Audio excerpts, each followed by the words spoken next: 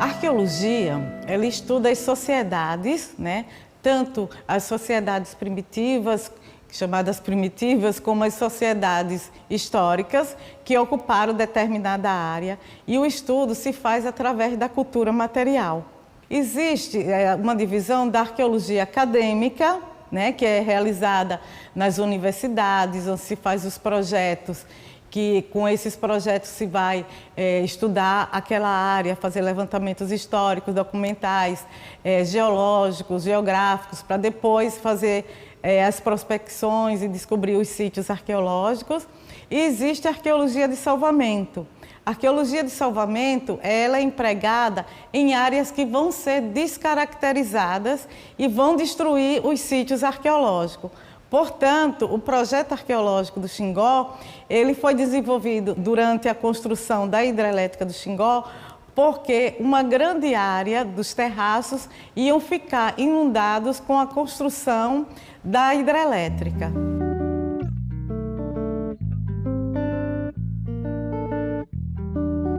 Como resultado do trabalho que foi realizado aqui na hidrelétrica do Xingó, o salvamento arqueológico resgatou um grande número de vestígios, como a cerâmica, o lítico e identificação de cemitérios indígenas, que é de fundamental importância para se entender a história da ocupação do nosso território.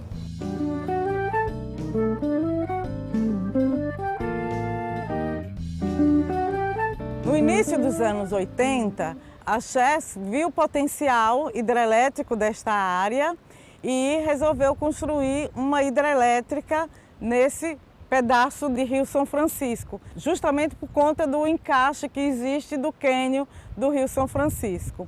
Nessa época, também na Universidade Federal de Sergipe, estava se iniciando os estudos sobre arqueologia academicamente. Com a ideia, né, e o projeto da CHESF de construir a hidrelétrica que ia produzir energia para o Nordeste aqui nessa área, a Universidade Federal de Sergipe, junto com seus arqueólogos, elaboraram um projeto de salvamento de arqueologia, porque já se tinha o conhecimento do potencial arqueológico da área. Já tinha sido feita uma primeira visita e tinha sido encontrado sítios arqueológicos com arte rupestre. E provavelmente nessa área onde ficaria inundado com a construção da hidrelétrica, os sítios arqueológicos poderiam aparecer.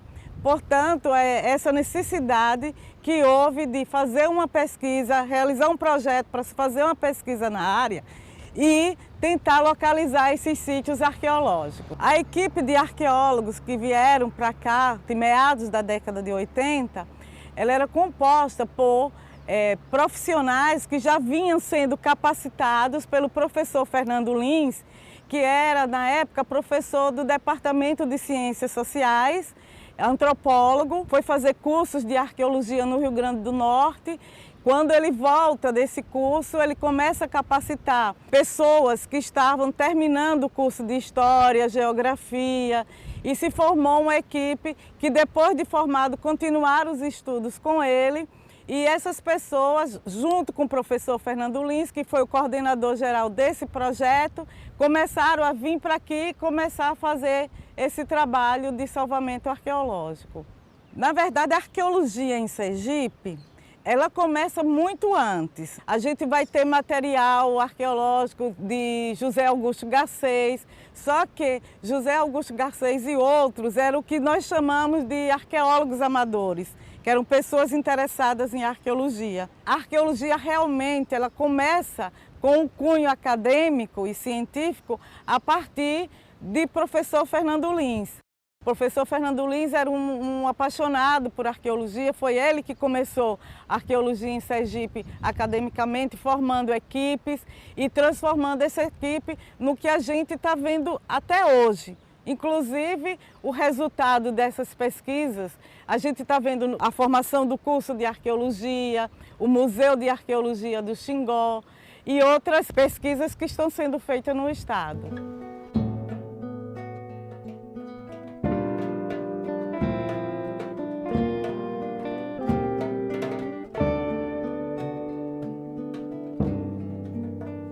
O projeto de salvamento arqueológico ele foi elaborado pelo Departamento de Ciências Sociais através das arqueólogas que era eu, Cleonice Vergne e Sônia Vitório, coordenada pelo professor Fernando Lins. Esse é o embrião, a primeira equipe. Depois vieram vários outros pesquisadores.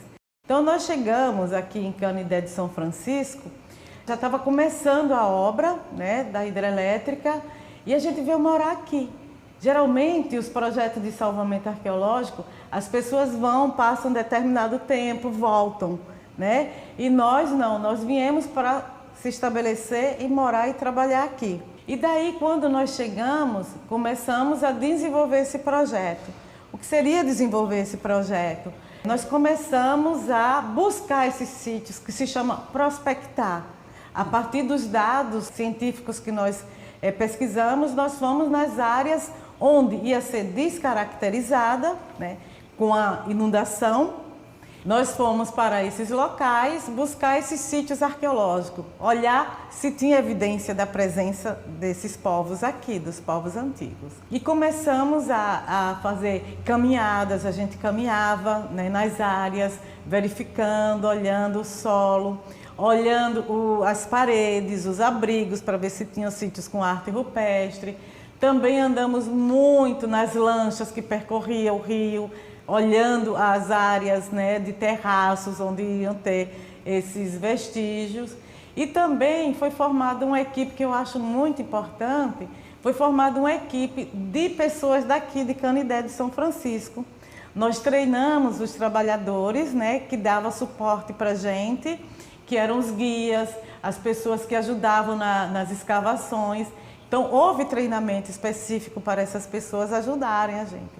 Nessas prospecções, a gente fazia as sondagens, que são os buracos, para ver, olhava a terra, peneirava para ver se tinha algum vestígio.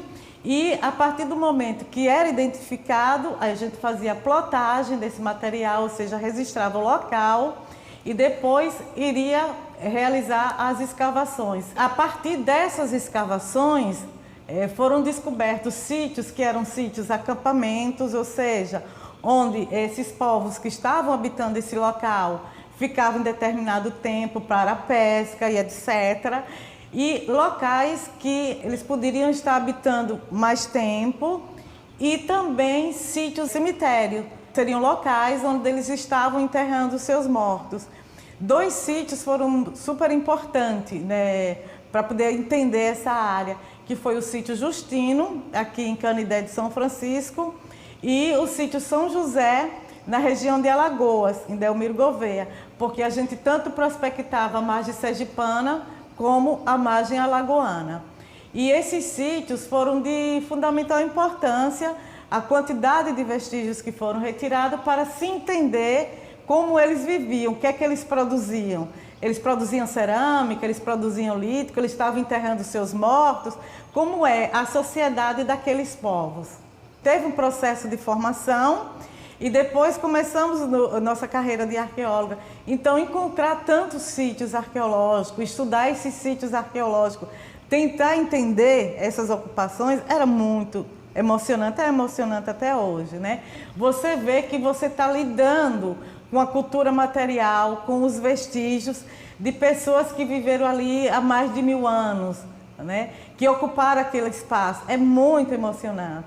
Encontrar os sítios com arte rupestre, saber que aqueles povos que estavam ocupando aqueles lugares estavam pintando ali aquelas paredes e ver o que eles estavam desenhando, pintando, realmente emocionante e gratificante a gente tentar resgatar a história do nosso povo.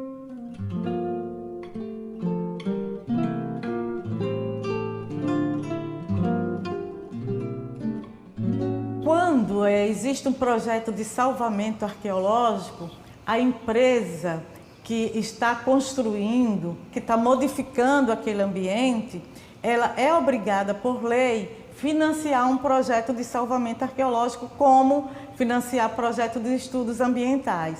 No caso daqui de Xingó, a gente teve o apoio, né, da CHESF, de equipamentos, as coisas que a princípio não era nem tanto, né? Depois é que foi necessitando cada vez mais de apoio de verba, porque vieram vários pesquisadores. Mas a princípio teve o apoio da Chesf, que continuou durante todo o projeto, e posteriormente teve o apoio da Petrobras.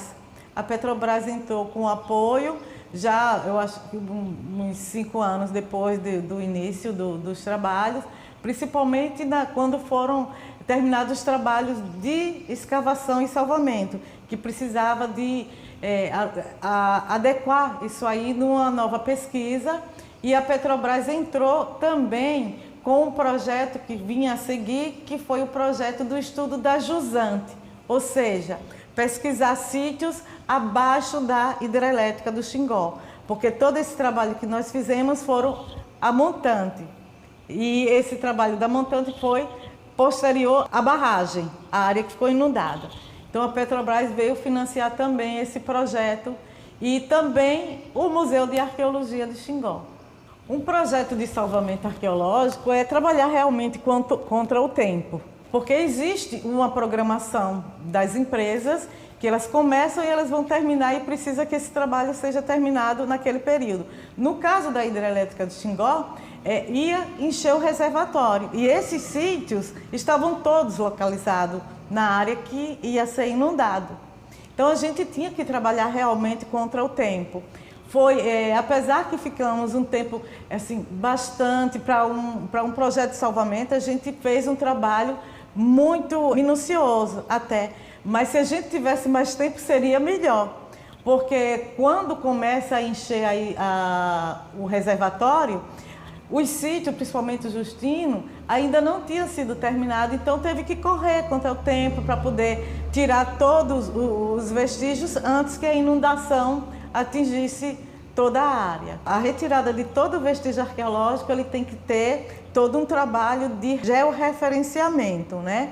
Então, tem que ser tudo bem registrado, fotografado. Enquanto a gente soube que o lago ia começar a encher, estava finalizando os trabalhos do sítio Justino. Então, teve que deslocar todas as equipes para lá. Foram mais de 20 homens ajudando a retirar todo o vestígio, porque tinha topógrafo, tinha desenhista, tinha ajudante, tinha arqueólogo, todo mundo para retirar esse material antes que fosse inundado.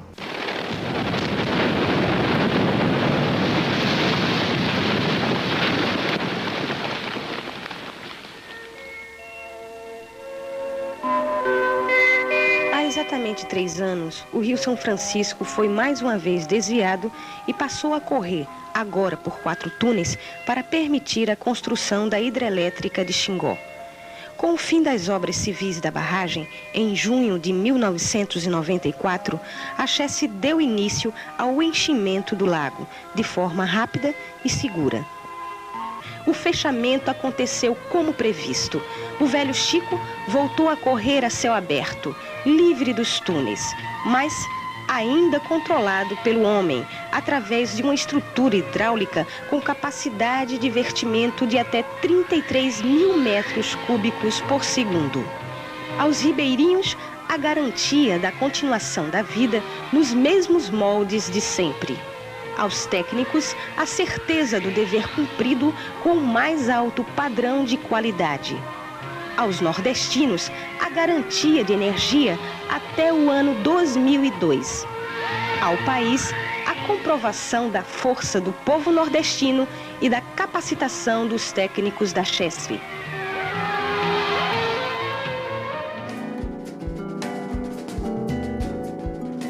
Um dos sítios importantes descobertos na época foi o sítio Justino. Ele é um sítio que é considerado um sítio cemitério, onde foram encontradas uma quantidade expressiva de esqueletos humanos. Esses esqueletos é de fundamental importância para a gente entender como esses povos enterravam seus mortos, como ele tratava os seus mortos. E nós podemos verificar que houve uma ocupação intensa daquele terraço para o enterramento dos seus mortos, associado também a outros vestígios. A gente encontrou fogueiras associadas a esses mortos. As fogueiras estavam com restos alimentares também. Encontrou material cerâmico, material fragmentado de vasilhas que eles utilizavam. Encontramos material lítico tanto lascado como polido, ou seja, eles confeccionavam esse material para trabalhar ou para adornar. Colares, pingentes em osso, em rocha. E essa verificação, esse estudo, ele vai dar oportunidade para que a gente entenda quem eram esses povos, como eles estavam enterrando seus mortos e mostrar que o estado de Sergipe, ele vem sendo ocupado há mais de 8.000 anos. Cerca de 8.000 anos, esses enterramentos já estavam acontecendo, esses terraços já estavam ocupados. E podemos ver vários tipos de enterramento.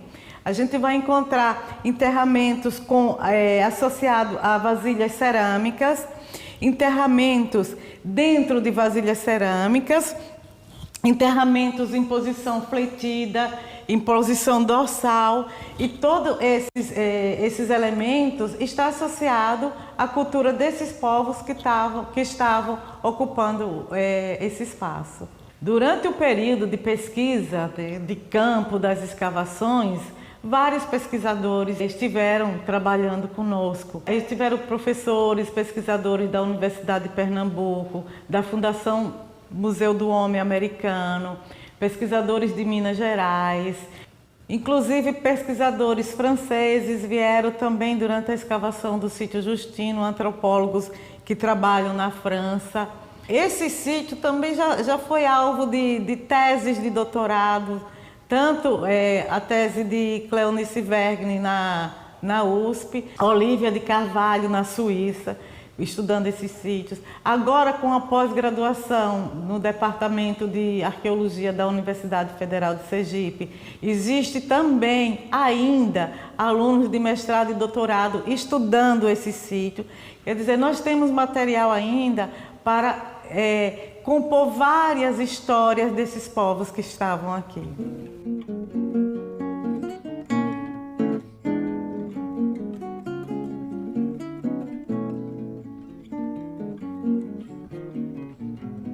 Durante os trabalhos de salvamento, também foram encontrados sítios com arte rupestre ou grafismos rupestres. Esses sítios apresentam pinturas e gravuras. Esse tipo de sítio também está associado aos sítios que não são em abrigos ou não são em paredes. Porque as pessoas que estavam vivendo aqui, eles estavam cozinhando, eles estavam enterrando seus mortos, eles estavam vivendo em sociedade e também pintando ou gravando as paredes dos abrigos e as rochas dessa região. Para fazer as pinturas, esses povos utilizavam muito o ocre ou óxido de ferro, que são aquelas pedrinhas vermelhas que a gente encontra. Eles trituravam, faziam pó com essa tinta, depois utilizavam uma liga, que ainda não se tem o estudo definido de que tipo de liga poderia ser. Poderia ser uma seiva de uma planta ou água, ainda não tem o estudo ainda sobre esse tipo de liga. E eles faziam essa tinta e com o dedo ou um pincel que eles fabricavam, eles pintavam e retratavam nessas paredes o seu cotidiano.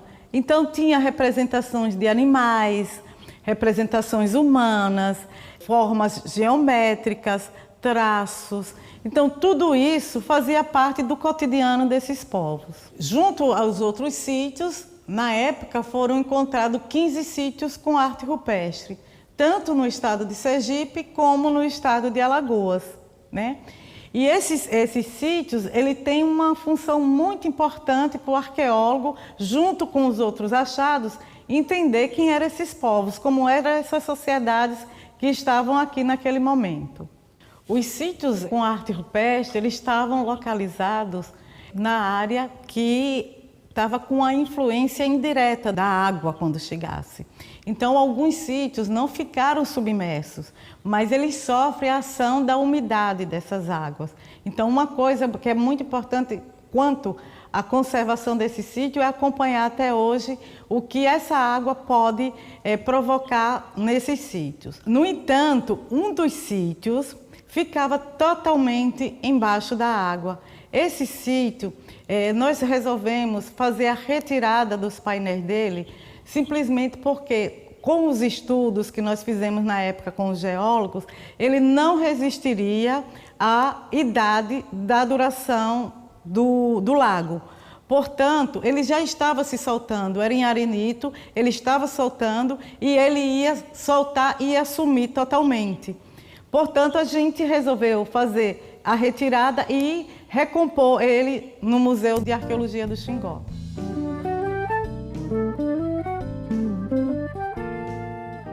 Esse material, após ser coletado na escavação, ele vem para o laboratório e passa por um processo de limpeza. A gente faz a limpeza e coloca a numeração, ele é catalogado e depois analisado. Nessa análise a gente vai tirar as medidas, a largura e o comprimento, bem como analisar o tipo de matéria-prima que ele foi confeccionado. No caso aqui são pedras lascadas. Aqui a gente tem um exemplo de uma lâmina de machado polido, com marcas de encabamento. Aqui é colocado um cabo de madeira para dar apoio na hora da apreensão. E aqui são material propriamente lascado, né? Que eles retiravam as lascas para formar um gume cortante para ser utilizado como raspador ou para cortar alguma matéria-prima, ou a carne, ou descamar um peixe, cortar algum vegetal. A gente também observa a matéria-prima de que ele foi confeccionado. No caso aqui a gente tem diversos tipos de matéria-prima. Temos o quartzo, temos o sílex, o arenito, a amazonita, que não é uma matéria-prima da região. Esse tipo de matéria-prima é encontrado no norte e aqui é bem semelhante ao tipo, isso aqui é um adorno labial chamado tambietá e é bem semelhante aos que são encontrados no norte. Que a gente pode falar, algumas teorias dizem que essa dispersão desses povos no norte para a região nordeste se deu através do avanço do colonizador na região amazônica, do rio Amazônico. O colonizador foi avançando, enquanto ele foi avançando, o índio foi fugindo mais para o interior. No caso, o Nordeste, o Centro-Oeste foi ocupado a partir daí. Essas peças, elas não são datadas diretamente. As datações dessas peças foram feitas com correlações. Um exemplo, essa lâmina de machado foi encontrada junto com o enterramento. O enterramento será datado, o esqueleto será datado e por associação a gente vai dizer que essa peça tem essa data. Bem assim, encontra também com o carbono 14, a gente faz a datação da cerâmica também, do material lítico e usa o carvão para fazer esse tipo de datação, associando, sempre associando. Para fazer a datação diretamente do material é outro tipo de datação. O material cerâmico é um material assim, que chega mais fragmentado, mais propriamente destruído, né? É muito difícil você encontrar uma cerâmica inteira, geralmente ela vem em cacos. A gente faz o quê? A reconstituição dessa peça, através da colagem desses pedaços. Muitas das vezes dá para fazer, mas algumas a gente não consegue. A reconstituição é justamente para tentar voltar a ver como era o formato daquela peça e para que provavelmente era utilizada.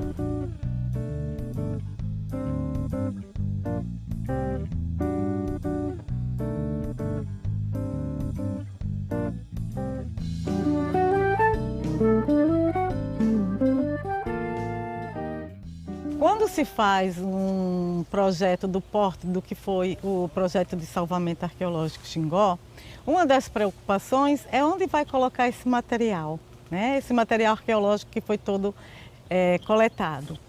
Portanto, uma das preocupações da universidade era construir um museu que abrigasse todo esse acervo. A Universidade Federal de Sergipe, junto com a Petrobras e a Chesf, pensaram e construíram o Museu de Arqueologia do Xingó, que se localiza em Canidé do São Francisco. Este museu é composto de uma exposição, onde estão todo o acervo mais trabalhado, um laboratório, onde continuam os trabalhos até hoje, e a parte de reserva técnica, onde esse material está sendo guardado. Nós, de Sergipe, temos uma história rica, uma história que é composta por muito trabalho, muita dedicação e ainda precisa que as pessoas conheçam e venham ao Museu de Arqueologia do Xingó para que possa ter conhecimento como foi essa ocupação, porque nós não estamos sozinhos nem surgimos agora, nós surgimos há muito tempo atrás.